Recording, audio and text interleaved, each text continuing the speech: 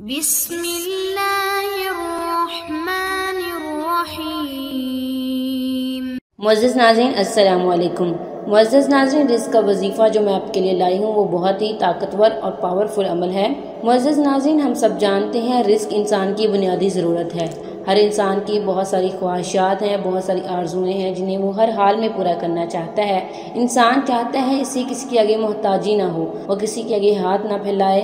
معزز ناظرین، ہم سب جانتے ہیں اس دنیا میں صرف خدا تعالیٰ کی ذات ہی ہے جو انسان کو ہر چیز سے نواز سکتی ہے۔ اگر انسان کسی سے مانگے تو محتاجی ہے، کیونکہ انسان جو ہے وہ دوسروں کو دے کر اسے تانے ضرور دے گا، اور صرف خدا تعالیٰ کی ذات ایسی ہے جہاں جتنے بھی گناہ کر کے آؤ پھر بھی خدا تعالیٰ کی ذات رزق دیتی ہے۔ وہ اتنا کریم ہے کہ کافر کو بھی رزق دیتا ہے جو کہ اسے مانتے بھی نہیں ہیں، وہ بتوں کو پوجنے والے ہیں، وہ تو ذات اسے بھی رزق دیتی ہے، وہ تو پتھر میں کیڑے کو بھی رزق دیتی ہے، پانی میں مچھلی کو بھی رزق دیتی ہے۔ معزز ناظرین، تو پھر انسان تو اس کے اشرف المخلوقات ہے، اسے کیسے نہیں دے سکتی؟ معزز ناظرین، یہ ہماری اپنے ہی خطائیں اور گناہوں کا وبال ہوتا ہے کہ ہم پہ پریشانی ہوتی ہے، ہم پر رزق کے دروازے تنگ ہوتے ہیں۔ کئی دفعہ ہم پہ جادو جنات کا اثر ہوتا ہے یا تعویذ گنڈے کے ذریعے ہمارا رزق رکوایا جاتا ہے۔ اگر آپ یہ وظیفہ کریں گے تو انشاءاللہ خدا تعالیٰ کے بابرکت نام سے، اس کے وظیفے سے، اس کے پاک کلام سے، اس کے نام سے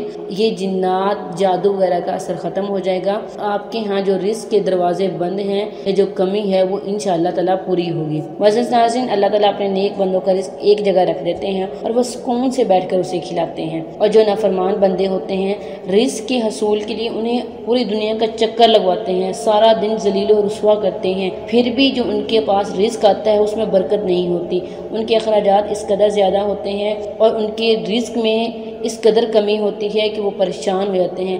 رزق اس قدر کم ہے کہ کچھ لوگ مجبور ہو کر اپنے بچوں کو بیچ ڈالتے ہیں، کوئی باپ بچوں کو لے کر نہر میں چھلانگ لگا دیتا ہے۔ یہ سب رزق کی کمی تو ہے، یہ خدا تعالیٰ کی نافرمانی ہے۔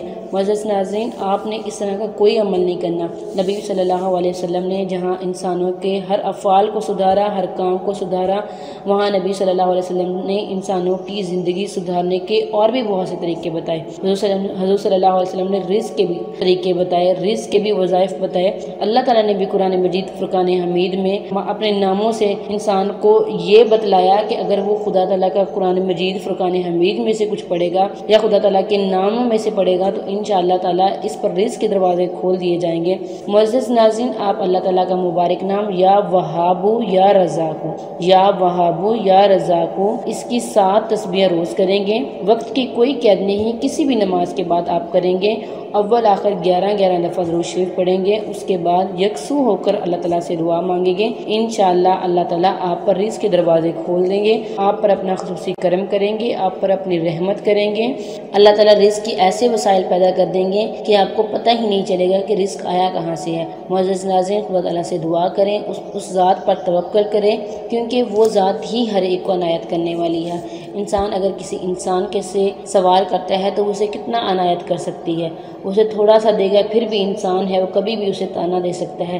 خدا تعالیٰ کی ذات ہی صرف ایسی ہے، اگر ہم اس سے مانگے تو وہ کسی کو کوئی تانا نہیں دیتی، وہ انسان کو عنایت بھی کرتی ہے۔ اللہ تعالیٰ انسان سے خوش بھی ہو جاتا ہے کہ میرا بندہ میرے آگے دست گریباں ہے، اس نے میرے بندوں کو نہیں چنا بلکہ ہر آرزو ہر خواہش میرے آگے ظاہر کی ہے۔ معزز ناظرین، اللہ تعالیٰ کے مبارک نام ہو اور اس میں برکت نہ ہو ایسا نہیں ہو سکتا۔ دنیا کی ہر چیز ہر کام غلط ہو سکتا ہے، لیکن خدا تعالیٰ کے کلام میں تاثیر نہ ہو، اس میں برکت نہ ہو، اس میں آپ کی ہر مشکل کا مسائل کا حل نہ ہو، ہر مشکل حاجات کا حل نہ ہو، ہر کام آپ کے اس سے حل نہ ہو، ایسا ہو نہیں سکتا۔